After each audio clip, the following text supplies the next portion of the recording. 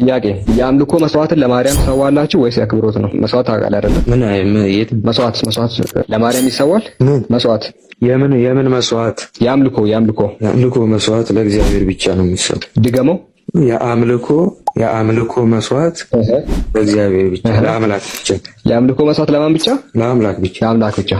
እንዝራ ስብሐት መጽሐፍ ምዕራፍ 12 ቁጥር 98 እመቤቴ ማርያም ሆይ የኢያሪኮ አበባ ቡቃያ አንቺ ነሽ። አውሎ ንፋስ ያላበላሸው ደምግባትሽም ያማረ ነው። ለአንቺ የምስጋና እጅ መንሻን አቀርባለሁ፣ በመፍራትም እገዛልሻለሁ፣ በመስገድም እጅ ነሳሻለሁ። የአምልኮ መስዋዕትን ለአንቺ ሰዋለሁ። የአክብሮት ወይስ የአምልኮ? የአምልኮ ነው የሚለው። ለማን? ለአንቺ። ለአምላክ ብቻ ብለህ ነበረ ቅድም። አዎ ብያለሁ። አምላክ ናት አይደለችም? እሷ አይደለች። ይሄ እንደሳነበው ልክ አይደለም። የጻፈው ደግሞ አባ ጊዮርጊስ ዘጋስጫ ነው።